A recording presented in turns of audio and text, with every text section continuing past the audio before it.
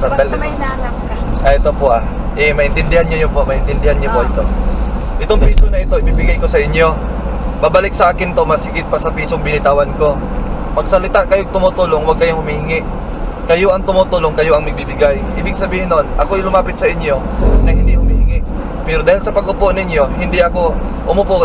Normal lang talaga magbayad dahil obligado natin na kahit saan kayo sumakay, magbabayad talaga ang tao. Ang gusto lang ng Diyos, magpapawis ka, kumikita ka ng piso. Ang gabi niya. Kaya ito sa piso na ito, maraming nanalita na nanghihingi.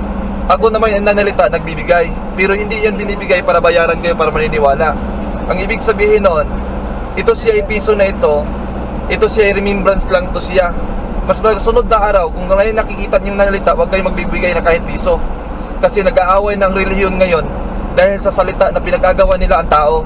Kung anong relihiyon ninyo, huwag niyong ililipat. Pwede kayong ubusin niyo ang lahat ng relihiyon, pasukan niyo lahat. Timbang-timbangin ninyo kung sino ang dapat at karapat-dapat na yung tanggapin sa puso ninyo. Magkapagkaisa kayo doon sa magandang pamamahala tulad ng dating daan, Iglesia ni Cristo, lahat po yan ginagamit ng Diyos. Kaya lang, mag-ilin-ilin lang kayo kung saan kayo gusto. Kasi lahat naman yan ay utos naman, sugo naman ng Diyos Kaya lang, napapahamak lang ang mga lahat ng leader dahil kanya-kanya na sila ng akay ng mga tupa, hindi alam kung saan papasok. Nag-aawayan sila sa inyo. Kaya ang gusto lang ng Diyos, wag mo sila ipag-aaway kasi pareho naman sila na nanalita ng salita ng Diyos din Kaya itong piso na ito, ibibigay ko to sa inyo. Remembrance lang yan. Tapos, isi-share ko sa inyo paano ako naging manlalakbay. Dati akong sa Olog driver, 2006-2009. Ano kong pares? Umalis ako ng Saulog, lumipat ako ng Piltrangco, 2009-2012. Doon ako ginising ng Diyos sa Piltrangco. Ang pagising ng Diyos sa akin sa Piltrangco, aksidente, trahedya, Yolanda, Pablo, Lindol sa Cebu. Sumuko ako sa trahedyang sumuko ako sa aking buhay sa Diyos sa aksidente. Binangga ng partner ko ang bus na natutulog lang ako sa likod na walang galos at 5 bata. Pero bago kami naksidente, nakikita ko ang pangharap. Kaya lang, mahirap man ipapaniniwala sa leader na magbiyahe ka na maksidente ang unahan. Kaya kung hindi ka man babiyahe, kakasuhan ka. Kaya nagbiyahe na lang ako, pero nagdadasal na lang ako. Kaya dahil doon sa pagtakbo mo, hindi ka na pwedeng babalik kasi tulad ng expressway na ito, kailangan diretso ka na lang. Kung nakaramdam ka ng kakaiba, dandahan ka lang at magdasal ka lang sa iyong sarili na hindi pa nangyayari. Yung time na yon, habang kami nagbibiyahe, natagasan, tumutulo ang dugo sa kamay ko kasi nagalusan ako na hindi ko napapansin. Kaya habang ako yung nagdadasal ako na, Panginoon, anong ibig sabihin nito? Bakit tumatagas? Ako yung naghahawak ng manubila. Kaya nakita ko yung dulong kalsada na yan, kaliwa kanan ng kurbada, hindi ko nakikita. Huwag niyo naman akong pabayaan. Yun po ang aking salita at dasal sa habang ako'y tumatakbo. Pagdating sa unahan na naginip ang pasahero, nahulog kami sa bangin. Kaya pag kurbada ko ngayon, ang kanyang bracket sa upuan na inupuan, nalalaglag at nahulog siya sa gitna. At sumigaw siya, akala niya, aksidente na kami.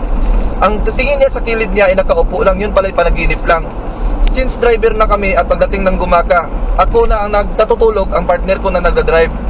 Yung nagbibiyahe na siya mga ilang oras, hindi ko makalimutan din na bago din akong natutulog, ang pagdasal ng sa Ama, Anak, Espiritu Santo. Katoliko kasi ako, namumulatan ko ang Mama Mary, Senyor Santo Niño, Jesus Christ. Jesus Christ, awag niyo naman ako pabayaan, Mama Mary. Tulungan at gabayan niyo naman po ako. Ang aking katawan, iingriso ko sa inyo, wag niyo po pabayaan. Bahala na po sa akin at salamat, matutulog na ako. Pagdating sa unahan, bangga na kami, 29-39 sugatan o 5 bata at ako lang walang galos. Doon ako sumuko dahil patay na dapat talaga ako. Kung anong pag-iingat ng Diyos sa akin, walang galos sa lahat ng nakaupo. Ako'y tulog na wala mang ginagalusan. Kaya nakita ko yung partner ko, hindi na matanggal ng manubila. Itong kamay na ito, nakabuhay na ito ng tao, pero ginamit lang ako ng Diyos para siya'y sampalin, para siya'y magigising. Itong bibig na ito, nakabuhay na ito ng bata. Kaya ang sabi ng umiyak ang bata kasi kahit anong taon, patahanin niya, uga niya kanyang anak, hindi siya magigising at nagsasalita. Ang anak mo ay natutulog lang, ay say sampalin mo ng 3 sampal ay say magigising. Nakita ko ang bata pag sinampal niya na umiiyak, hindi mapatahan. Kaya nakita ko ay nabubuhay ang bata. Lumabas ako at humingi ng tulong sa mga tao kasi gawa sa aksidente ang partner ko hindi na matanggal. Ako'y iniwasan ng mga sasakyan. Ako'y lumapit sa mga tao, hindi ako tinulungan at bumalik ako sa aking partner at nagsasabi ako, partner, Kahit anong mangyari, hindi kita iiwan. Babantayan kita, yun ang aking pangako. At nakikita ko ang isang taong may umakyat at may dalang flashlight at ang sabi niya ay tutulong siya. Kaya nakita ko ang kanyang kamay kung saan siya napupunta ang kamay. Nangunguha ng hindi sa kanya ang kamay niya, naghahanap ang kung anong nanakawin niya. Kaya nakita ko siya ay magnanakaw. Kinuha ko ang flashlight sa kanyang kamay at sabi ko, pahiram ko ya kasi hiramin ko muna dahil gagamitin ko. Tinanggalan ko siya ng ilaw na hindi niya makikita kasi madaling araw kasi nangyayari. At nakikita ko siya, naglipat-lipat siya sa ibang mga pasahero ko, naghahanap ng gamit para may mananakaw siya. Kaya sumigaw ako. Bago ako sumigaw, naririnig ko ang mga pasahero, tulong, tulong, tulungan mo ako. Kaya nakikita ko narinig ko ang mga sigaw ng pasahero. Narinig din ako ng pasahero na nakikita ko magnanakaw. Ang lahat ng naririnig kong pasaherong natulong, wala na akong naririnig dahil ang gamit nila, wag lang silang manakawan. Ang ibig pala sabihin nun, nagsisigaw ang bayan dahil mayroong trahedya. Ang sabi naman tao, huwag kang maniniwala, wala naman. Tulad ng Yolanda, ay wala lang yun, unos lang yun. Kaya nakikita nila ay nagpapaiwan dahil takot silang mawawalan ang kanilang bahay na nakakawan. Ngayon ay may iba na nag-evacuate, may iba nagpapaiwan. Pagdating ng trahedya, ninanakaw na buhay nila. Pero ang gamit nila, yung nakaalis, babalik masigit pa na bago rin pagdating ang araw. Kaya wag nang nakawin ang buhay ninyo. Hayaan lang gamit mawala sa inyo. Darating ng araw sa inyo, mas hili. Kung anong nawawala, masigit pang darating sa inyo, mas bago pa. Kaya ang mga gamit, madali lang bibilhin yan pag kayo ay malakas. Kaya ang kailangan natin dito, kung kayo nagtatrabaho kumikita ng piso, nasa inyo na yan kung paano kayo nagnakaw ng piso at magnakaw na kayo ng marami kasi pareho lang din ang magnanakaw din ang tawag niyan. Ako'y magnanakaw na tao. Ako din nagkakasala ng babae din ako. Kaya tinawag ako ng Diyos, pinurusahan ako ng Diyos. Kaya gawa sa aking ginagawa. Ang pagparusa ng Diyos sa akin, nalaglagasan ako ng buhok, bumagsak ang katawan ko, nagdrive ako ng filtran ko. Ipinakita na sa akin ang 2011 sindong sa Cagayan de Oro na ako'y nakatawid, walang nakasunod. Ang 2012, yun din ang aksidente para ako'y baguhin. Doon ako sumuko sa aksidente.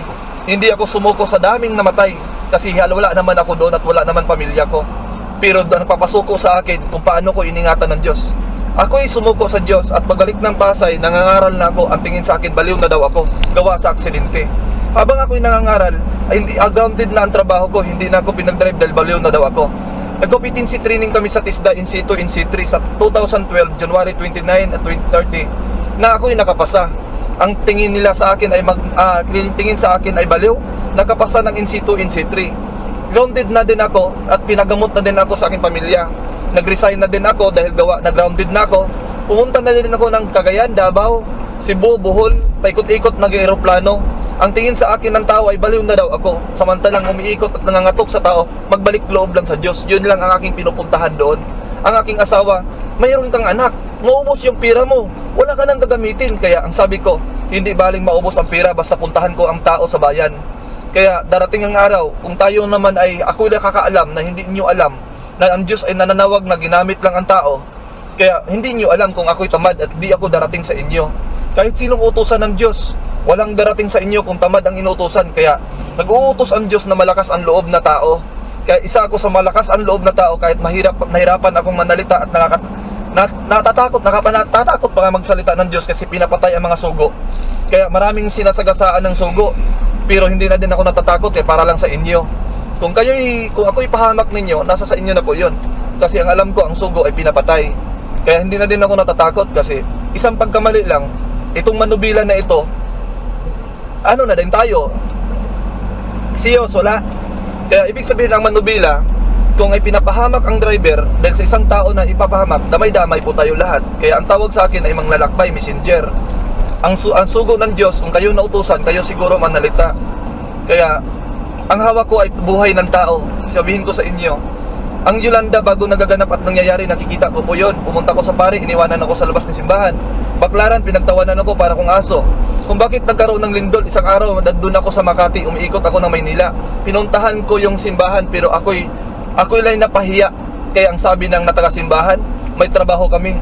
Kayo'y mga sugo ng Diyos, pero binabaliwala ninyo na ngailangan kayo ng pira, pero hindi kayo naging susunod sa gusto ng Diyos. Mas importante sa inyo ang mga tao kaysa sugo ng Diyos. Kaya hindi ko kalain na nasa SM ako, nagkaroon na ng lindol. Kaya sabi ko, Panginoon, kaya inuuga ng Diyos ang lupa kasi hindi sila naniniwala. Damay naman din kayo. Kaya damay-damay ang ato dito. Ang Pablo nandun din ako kung ako nanalita sa isang lugar, paglabas ko was out. Nakikita ko na hindi man lang ako inambunan ng Diyos. Hindi man lang niya ako binabasa. Naglakad lang akong nakikita ko ang nagaganap at nangyayari. Kaya yung Yolanda, pag nandun ako ng time na yon, paglabas ko was out naman din yan. Kaya daming namatay paglabas ko. Kaya yung ako'y nasa Cubao, ang target ay Albay. Ako pinapabiyahe hanggang Tabaco, Albay. Ako'y nagbiyahe papuntang Albay, walang nakasunod sa akin. Kaya yun lang mga kwento na hindi pangkaraniwan. Mayroon pang hindi pangkaraniwang kwento. Naglakad ako sa dagat humupa, hindi pa naginip, actual ito siya. Sa umaga hanggang hapon, may isang babae, diretsuhin ko na, may isang babae nagpapakain sa akin. May isang taong dumating, ang sasabi siya, Brother, kung ako sa'yo, bili ka ng patuka ng manok, tuturuan kita kung paano maghagis ng patuka ng manok sa dagat. Lalapit ang isda, lalapit ang manok. Kuya, yung inyong sinabi, bukas bibili ako ng patuka at bibigyan kita. Magpaturo ako sa iyo kung paano paano magkuha ng isda at manok para makakain tayo. Turuan mo ako kuya, bukas na bukas. Babalik ako, pangako ko yun sa iyo. Nanay, pinapakain niyo po ako, bukas na bukas, babalik ako, ibibigay ko sa iyo. Kasi pinapakain mo ko, bibigyan kita ng maraming grasya. Pinabukasan, inutusan ako ng Diyos. That 50 kilos ang bigas kong dalan, 25. Patuka ng manok, 1 kilo. Binigay ko sa kanyang 1 kilong patuka at bigas naman din ang binigay ko sa naniniwala. Kaya, ibig sabihin nun, may sugo na ang Diyos. Hindi man ako, baka kayo. Hindi man kayo, baka anak ninyo. Kahit magsisigaw sa inyo, basta, ang importante lang dito, maniwala kayo sa anak ninyo. Anak, kung sino man nanalita ng salita ng Diyos na walang kapalit. Katulad sa ginagawa ko, mas baka may mahigit pa sa akin. Maniniwala kayo kasi iba ng panahon natin ngayon. Ang nabigwan yan, puputok yan. Maniniwala kayo sa akin o hindi. Puputok yan nabigwan. Kaya ang hinihiling ko lang sa inyo, balik loob lang sa Diyos. Kung gagamitin ka, salamat. Kung hindi ka gagamitin, importante, alam mo ang buhay mo at alam mo ang sarili mo. Masama din ako, nagbalik loob lang sa Wala Diyos. pang tihiro daw. Tehero po. Marami pa tehero. Gahak pa lang tayo, gahak. Dito na, Hindi mo alam ang gabay mo daw. Hindi mo nakita. nakikita ko po, alam ko din ko, nakakausap ko na po yun, nakikita ko na si Jesus Christ na. Mayroon kami. Si Mama Miri. Tulong sa'yo, ha? May tungkod siya, ha? Si Maputi, ha? May sombrero. Matanda na siya. Siya ang gabay mo, ha? Mama Miri, nakita ko rin, nakausap ko. Alam ko. Si Jesus Christ, nakausap kong personal. Doon sa dagat, doon ko nakita ang God the Father. Sa karsada mo siya. Nakatulong yung matanda mo. Matanda na may tungkod, may sombrero. Bakot na yung katawan niya. Siya ang laging gabay mo. Kasi nakikita ko. Kasi, Pero ako manggagamot na ang power ko galing ni Lord niya. alam mo, Hindi ako marunong manggamot, pero galing ni Lord, bigla na. Yung sinabi mo sa dagat, totoo yun. Nakikita ko rin. Lahat ng sinabi, nakikita ko. Siguro sa lahat ng nadanan. Kaya sinasabi mo sa kapwa-tao, dahil napakasakit talaga nadanan. Pero may gabay ka doon kahit saan. lahat noon tayo may gabay. Hindi, Lahat po tayo may gabay. tumulong sa'yo. Kausapin ko siya, magpagkita siya sa'yo. Basta isang matanda na may tungkod. Uba ang likod, ha? Balang araw, makikita mo yan siya. Parang siya ang ilaw. Tandaan ko po yan. Oo, sige ha. Isa, dalawa, Ah. tatlo. Tatlong araw o tatlong gabi na matulog ka. Pag nakita mo, tandaan mo. Tama ang sinabi. Sir, may question ako sa'yo, sir. Apo. Kinikilabutan ako sa inyong O, dalawa totoo eh.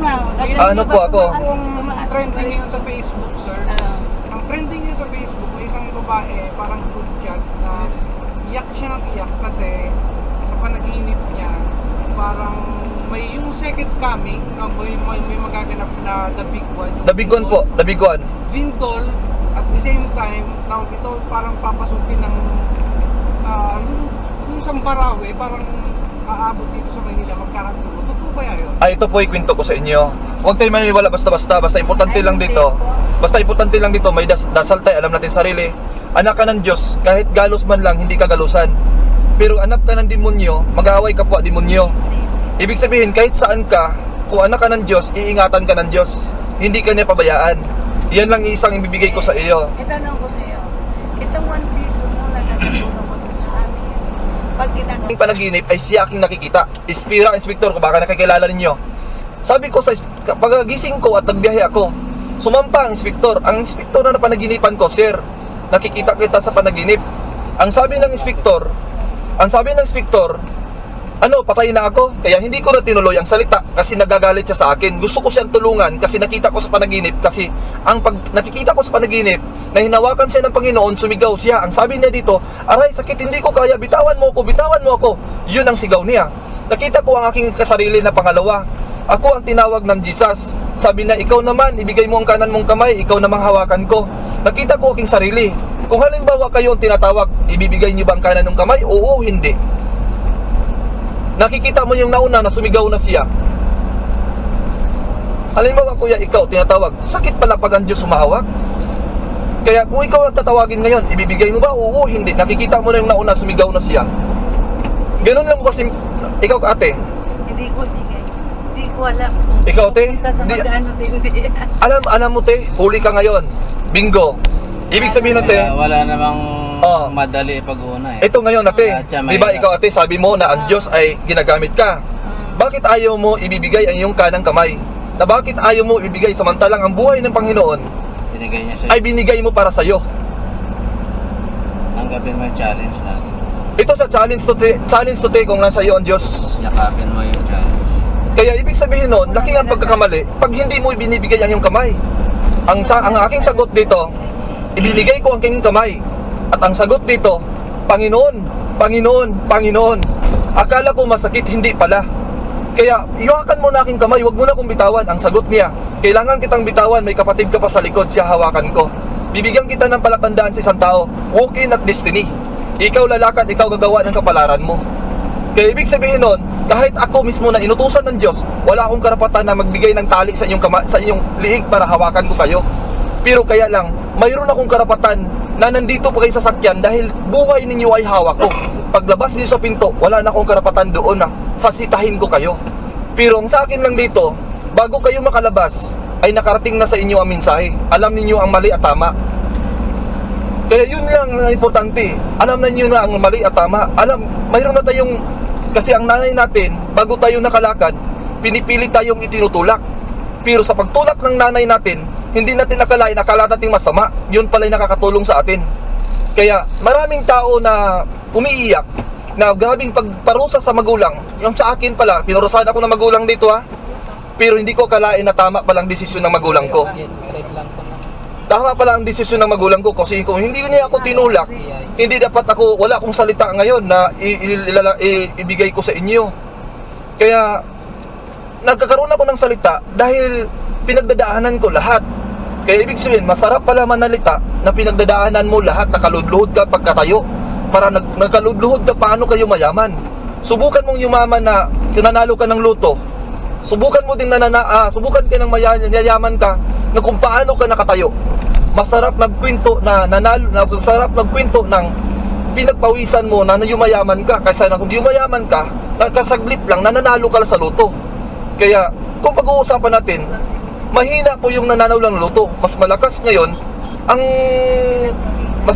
pinagpawisan. Kaya hindi basta-basta kayong malalaglag. Ang sa akin lang dito ay ano lang kayo, kapit lang kayo, wala nang iba. Ako sa iyo, te, naniniwala din ako sa iyo. Hindi kita anuhin, naniniwala ka. Sa akin lang dito, te, i-ano lang natin ang tama. Oh. Ang mission ko kasi dito, ate, messenger lang kasi ako ng Diyos. Messenger lang po ako ng Diyos. Ang iyong trabaho ay trabaho mo yun. Kaya yung trabaho mo, hindi ko trabahuin yun. Trabaho mo yun. Kaya yung trabaho ko ngayon, hindi mo kayang trabahuin. Kasi trabaho ko to.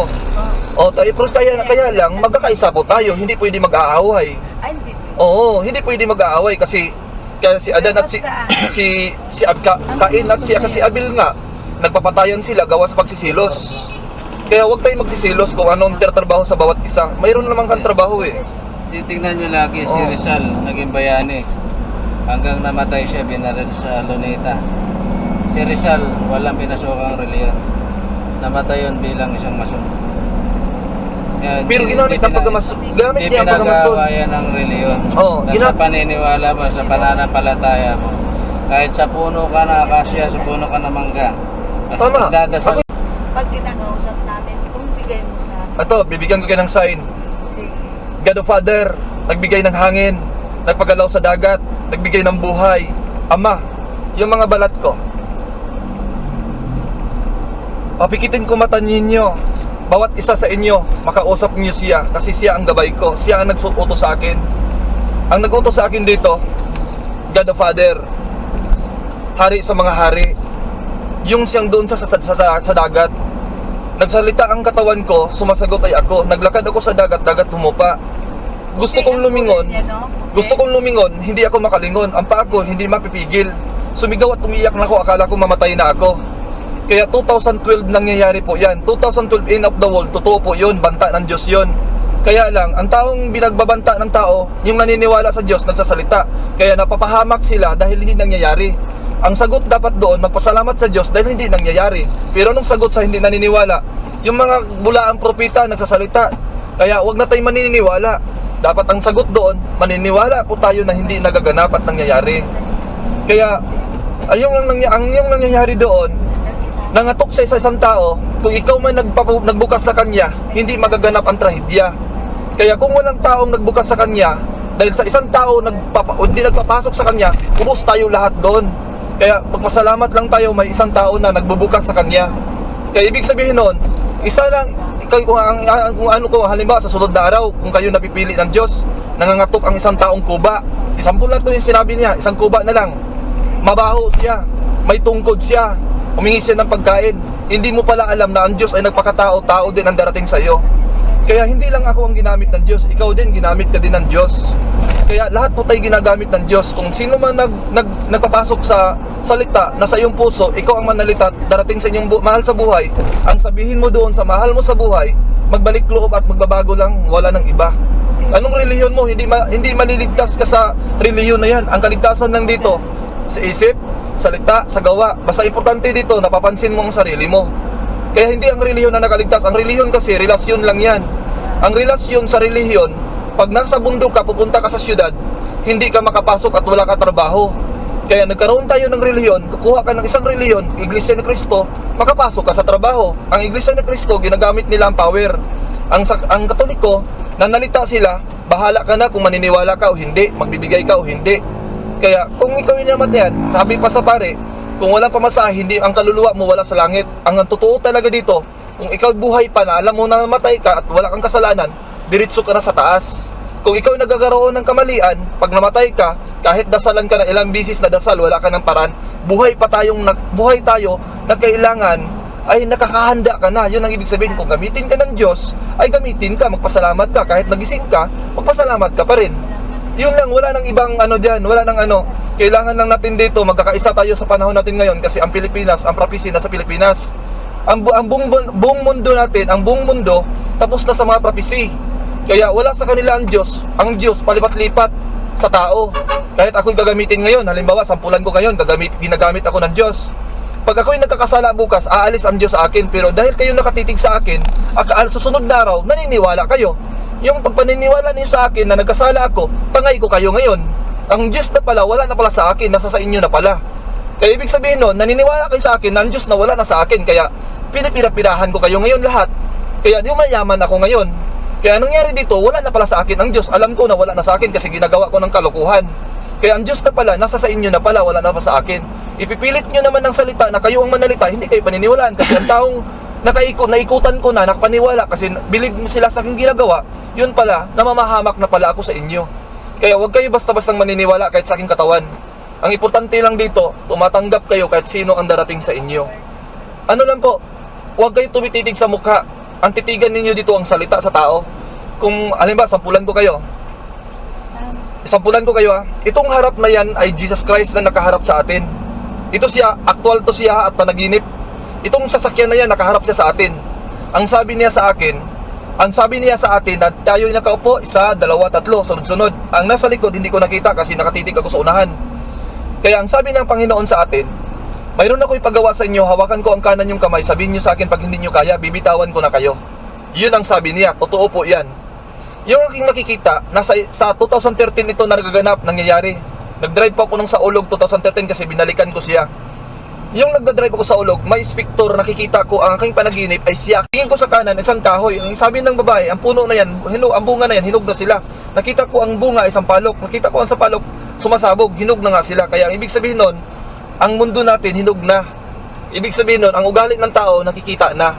Kung anong nakikita nyo sa inyong pamilya, kung anong nakikita mong masama, kailangan sabihan mo na magbago na sila kasi nagpupupuan na ng hinog. Ibig sabihin nun, walang tinatanim ng Diyos dito na hindi hinarbis. Lahat hinaharbis. Kaya ibig sabihin nun, nag-harvest na. Pag nag-harvest ngayon, ang nangyayari dito katulad sa Marawi. Ang Marawi na yan, may kwento din yan kasi mahal na araw, nandun din ako. Kaya ang sinabi sa akin dito ng isang ang sabi ng tingnan mo ang aking bakod. Nakikita ko ang kanyang bakod na maraming mga dahon na mga patay. Nakikita ko isang lalaki na nagsasabi siya na dalang hawalis, magwalis na ako. Sumigaw ako sa kanya, wag, hayaan mo muna sila. Nakikita ko ngayon ang babae na nakikita ko isang lalaki na mayroong bintang ubas. Nakita ko ngayon ang babae na gusto siya bibili ng ubas. Sige po. Nakikita ko na gusto siyang bibili ng ubas, kaya lang nakikita ko na sobrang mahal. Kaya yung babae, nakakaya na nang bumili kahit ano siya ka mahirap. Kasi gawa sa trabaho niya, naipon ng pera niya, na kaya nagustuhan niya, nabibili niya.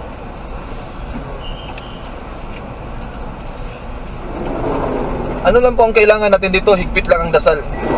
Kahit ako sabihin ko sa inyo, kahit sugo ako ng Diyos, nag-iisip pa rin ako ng masama, pinapasukan pa rin ang aking iniisip ng masama. Anong aking dasal? Panginoon, ang aking iniisip, gamutin at galingin niyo po, tanggalin niyo po aking masamang iniisip. Kasi kahit sugo ka ng Diyos, papasok pa lang ang iniisip na masama. Alam mo kung saan ang kahinaan mo, alam mo sa sarili mo kung saan ka mahina. Alam mo kung saan ako mahina, babae. Kaya wag niyo akong painan ng babae. Kaya pag ako'y napainan ng babae, sasakay kayo sa akin, madadamay kayo. Kaya hindi natin alam ang masasakyan ninyo. Yeah, dahil nangangaral ka. Oo. Yung weakness mo na yun ang pagtuunan mo ng pansin kung paano mo mapagtagumpayan yun. Oo, alam ko naman, pero alam ko ang kahinaan ko, pero Dahil lagi ako doon, nagdadasal. Magiging isa kang matagumpay na mangangaral pag yung kahinaan mo na yun ay nalusutan. Oo, ang kahinaan ko talaga, babae lang talaga. Pagdating sa pira, hindi po ko Kasi mahina sa pira. Bilang Oo. hindi ka magiging productive or even effective kung yung weakness mo hindi mo ma-resolve. Oo, kasi alam ko sa sarili ko kung saan ako mahina. Kaya alam din Yan sa sarili ang ninyo. dapat mong ipagdasal at mapaglabanan. Maglalabanan. Kasi ako, ginagamot ko araw-araw ang aking sarili ko, ya. Ginagamot ko araw-araw ko sarili ko. Humingi ka ng guidance Oo. para mo ma-resolve. Zero na to daw. Opo. Ito dero. Wag mo kayang didiretso kasi maraming motor ha. Tingin ka muna tayo bababa. Oh, salamat daw. Tandaan Sige, mo ah. yung sinabi ko dito. Tandaan ko po yan natin.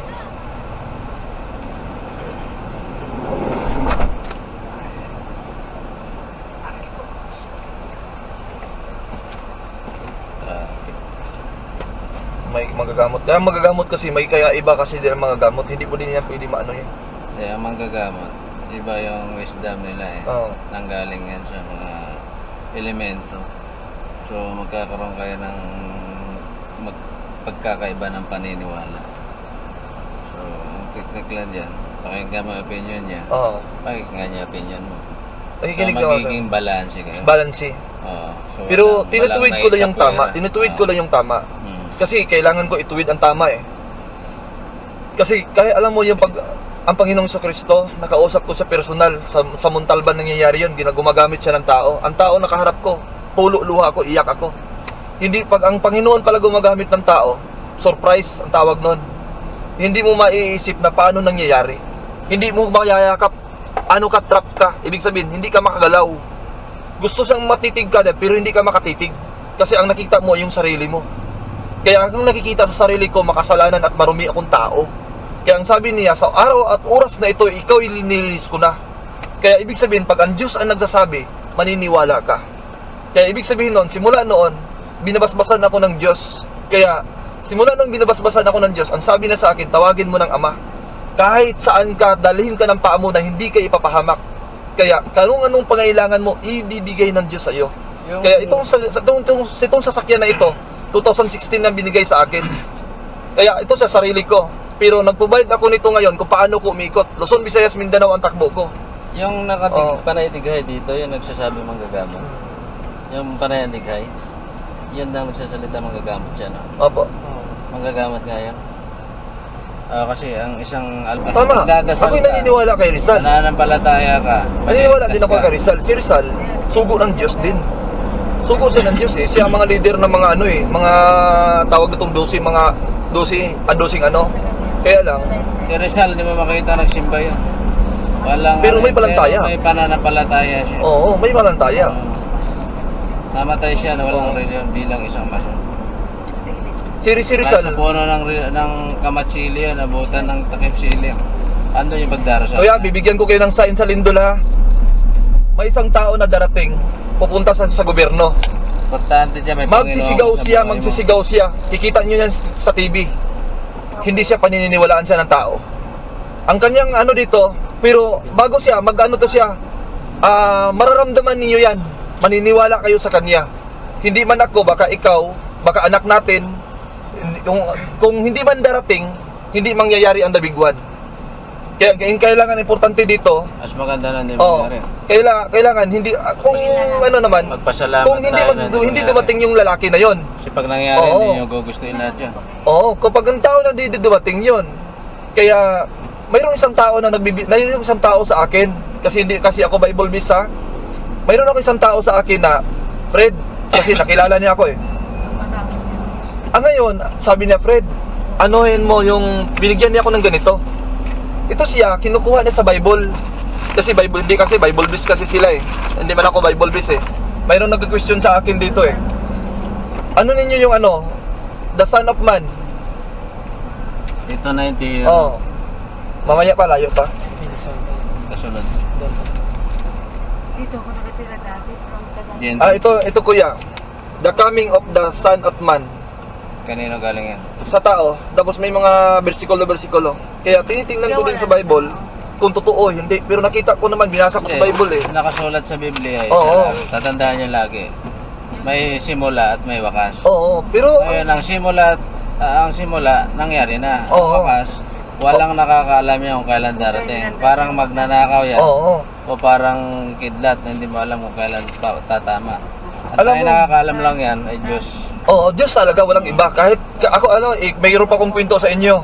Mahalaga sa lahat yan. Mayroon pa akong kwento sa inyo. Nananampalataya. Natutulog ako, May nagigising Panginoon ako pangharap. ka sa puso mo. Nakatutulog ako, nagigising ko pangharap. Pero bukas, hindi ko alam kung anong mangyayari bukas. Kahit sa sarili ko bukas, magising ako, hindi ko alam. Lahat Pero kanina, ang umaga, may panaginip ako. May panaginip ko kanina. Iskwento kong panaginip ko ha. May isang lalaki.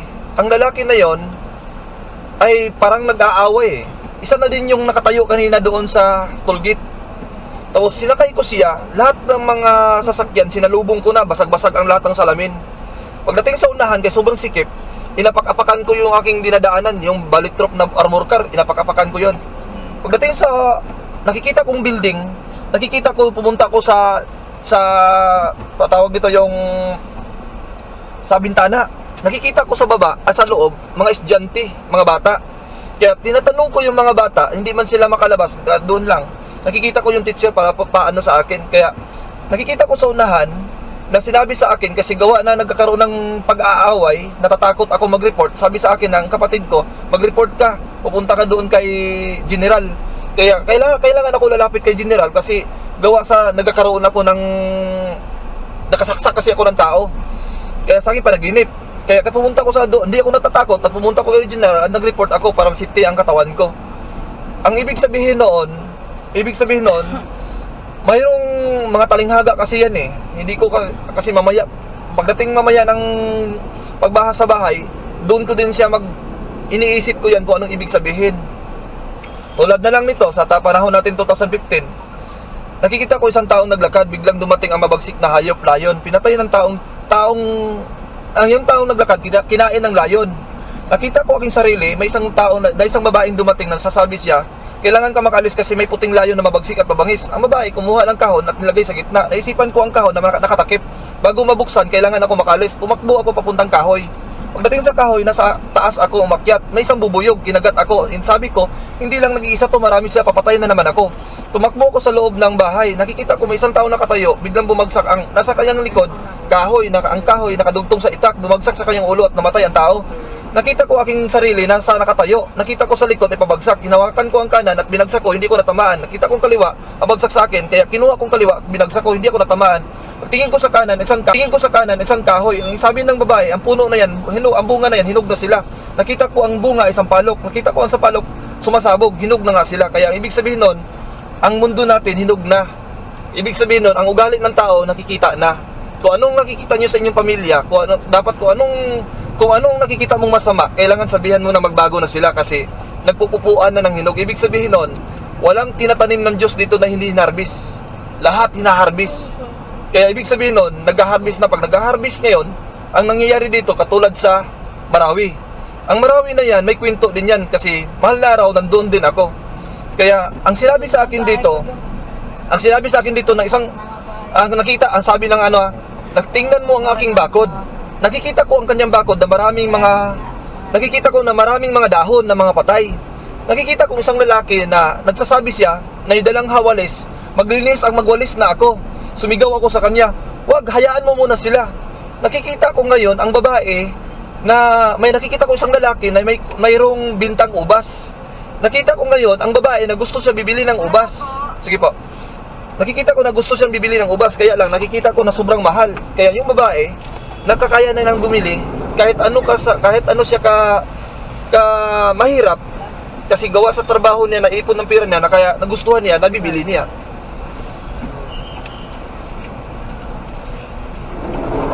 Ano lang po ang kailangan natin dito, higpit lang ang dasal. Kahit ako sabihin ko sa inyo, kahit sugo ako ng Diyos, nag-iisip pa rin ako ng masama, pinapasukan pa rin ang aking iniisip ng masama. Anong aking dasal? Panginoon, ang aking iniisip, gamutin at galingin niyo po, tanggalin niyo po aking masamang iniisip. Kasi kahit sugo ka ng Diyos, papasok pa lang ang iniisip na masama. Alam mo kung saan ang kahinaan mo, alam mo sa sarili mo kung saan ka mahina. Alam mo kung saan ako mahina, babae. Kaya wag niyo akong painan ng babae. Kaya pag ako'y napainan ng babae, sasakay kayo sa akin, madadamay kayo. Kaya hindi natin alam ang masasakyan ninyo. Yeah, dahil nangangaral ka. Oo. Yung weakness mo na yun ang pagtuunan mo ng pansin kung paano mo mapagtagumpayan yun. Oo, alam ko naman, pero alam ko ang kahinaan ko, pero Dahil lagi ako doon, nagdadasal. Magiging isa kang matagumpay na mangangaral pag yung kahinaan mo na yun ay nalusutan. Oo, ang kahinaan ko talaga, babae lang talaga. Pagdating sa pira, hindi po ko Kasi mahina sa pira. Bilang hindi ka magiging productive or even effective kung yung weakness mo hindi mo ma-resolve. Oo, kasi alam ko sa sarili ko kung saan ako mahina. Kaya alam din Yan yung sa sarili ang ninyo. dapat mong ipagdasal at mapaglabanan. Maglalabanan. Kasi ako, ginagamot ko araw-araw ang aking sarili ko, ya. Ginagamot ko araw-araw ko sarili ko. Humingi ka ng guidance. Oo. Paano mo ma-resolve? Hero na to daw. Opo. Ito, Dero. Wag mo kayang didiretso kasi maraming motor ha. Tingin ka muna tayo bababa. Oh, salamat daw. Tandaan Sige, mo ah. yung sinabi ko. Tandaan ko po yan natin.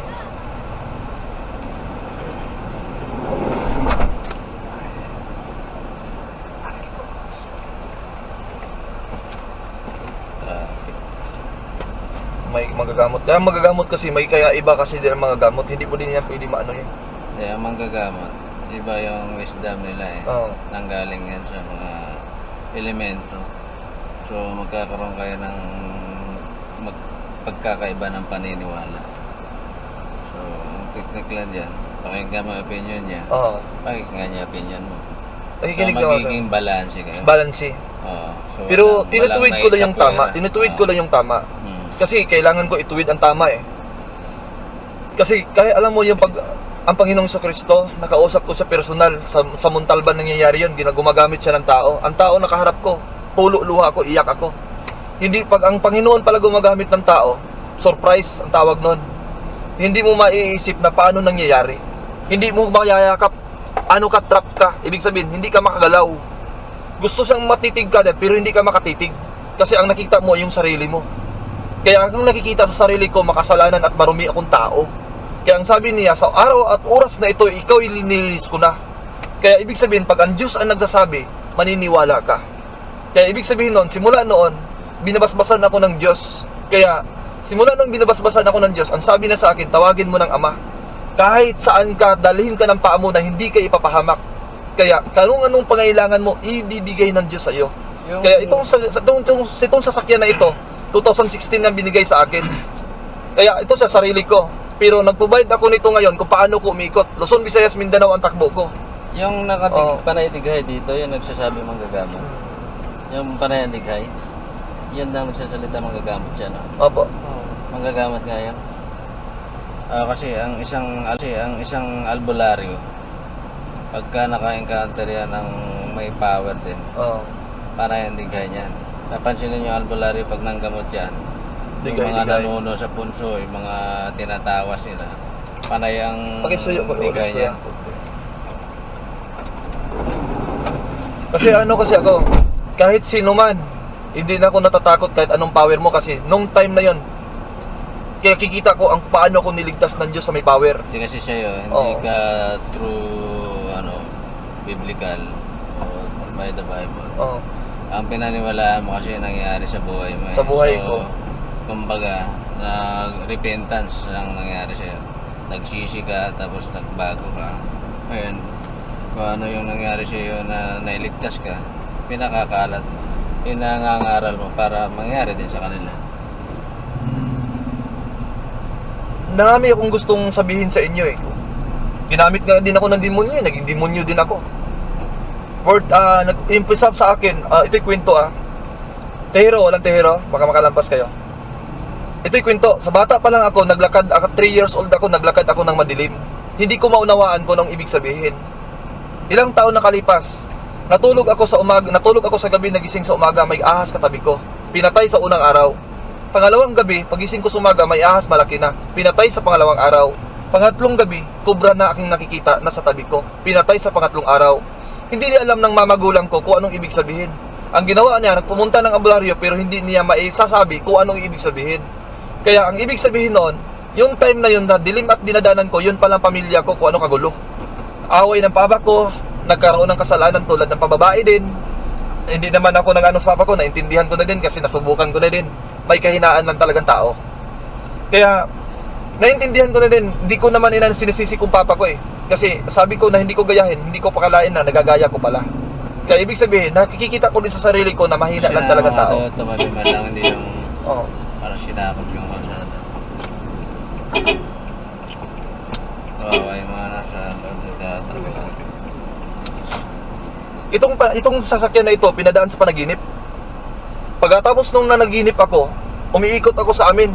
Bibigyan ako ng Diyos ng sasakyan, bibigyan ako ng Diyos sasakyan. Ang tingin sa akin, di baliw. Sa bahay ko, may space na konti. Giniba ko ngayon at nilagyan ko ng simento. Kasi paparada na nga ang sasakyan eh, kaya bibigyan ako ng Diyos eh. Pinag-ano muna ako ng Diyos sa Cagayan de Oro, pinag-iikot muna niya ako. Yung pagbalik ko, at may isang babae na sabihan ko pala, ang sabi niya sa akin, Sumalinog, saan ang sinabi mo na bibigyan ka ng Diyos ng sasakyan?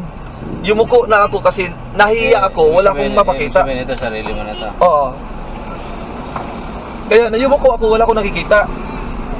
Ngayon, yung pagkatapos nung nasa bahay na ako, alas 3, nagtawag ang tagabangko na, Sumalinog, release na yung ano mo, kunin mo na susi, punta ka na Dasmariñas. Yung pagkana alas 3, alas 5, dumaan ako sa kanila. Hindi sila naniniwala. Mga ilang buwan, hindi pa rin sila naniniwala. Rail driver kasi ako. Ganun lang ang tao. Ibig cease to believe, hindi pa rin maniniwala. Marami akong mga kwento sa buhay, kaya pinutol-putol ko lang yan. Kasi darating ding araw na may unawaan at maintindihan nyo din siya. Marami pa, hindi pa basta-basta. Yung the big one na yan, hindi pa yan basta-basta. Paunawain pa yan sa inyo bago magaganap at mangyayari. Kung pagdating ng araw, nabubuo na siya, at magpaunawain sa inyo, at saka ang Diyos lumalapit na niya sa inyo, magpaging tao na siya. Hindi man ako ang ginagamit, iba ang ginagamit, para lang na makikiusap sa inyo.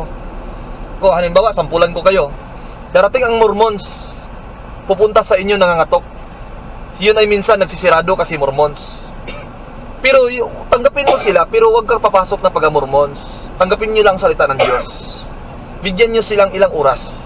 Kung dumating ang saksi ni Jehovah, papasukin, pero magsasalita din kayo. Pareho kayo magkakainan. Pero kung hindi siya tumatanggap, tabuhin mo siya. Pero huwag kang magbitaw ng piso sa kanila. Walang involved na pera. Yun lang importante, kung nag-involved na pera, sa sunod na araw, huwag mo na silang, isirado mo ng pinto. Kung sila ang darating naman. Pero kung iba ang mukha, patuloyin mo na naman, pakainin mo na naman sila. Yan lang ang ano, palit-palitan lang. Wala ayo, wag kayong magsisirado ng pinto. Bukas lagi pagsasalita ng Diyos. Pero nakita mo ngayon ng sobre, ay sirado mo ng pinto mo. Kaya sabihin mo sa kanila na ang Diyos ko ay hindi mahirap. Mayaman ang Diyos ko, nagbibigay. Kaya tao lang ang mahirap dito, kaya nanghihingi. Ang Diyos ko ay mayaman. Kaya nag-aasa lang ako sa inyo. Ibig sabihin nun, ang Diyos ay nasa sa inyo. Ginamit kayo ng Diyos para sa pangailangan ko. Ako naman, ginamit naman din akong Diyos para sa pangailangan ninyo. Ganun din, ang Diyos ay nasa sa inyo. Kayo na din yun, kasi ang hangin nasa sa inyong buhay. Kaya ingatan ninyo ang templo ng buhay ninyo dahil ginagamit kayo ng Diyos. Kung kayo ay nanigirilyo, ay hindi niyo mo mahal ang Diyos. Kailangan tanggalin mo ang sigarilyo sa buhay mo. Kung mahal mo ang Diyos. Kahit magdasal ka, sabi mo, dasal na dasal ka, binigyan mo naman sakit ang katawan mo. Wala pa rin kwenta yung dasal na yun. Huwag ka na magdasal kung nanigirilyo ka at sisirahin mo ang buhay mo. Ang kailangan dito, maging tapat ka sa sarili mo. Huwag ka nang tumingin sa likod, tingin mo na sa sarili mo. Kaya huwag mo na punain ang anak mo. Unahin mo na pagpuna ang sarili mo. Ganun lang kasimple yun. Kasi pupunain ka ng anak mo, baka makikita ka, high blood ka lang sa anak mo. Sabi lang, bro. Brother, salamat brother ha. Gabayan tayo ng Diyos. God bless. Salamat sa mensahe. Special ka ng Diyos wala kang katabi. Salamat. Malapit ka Thank you. talaga sa Diyos.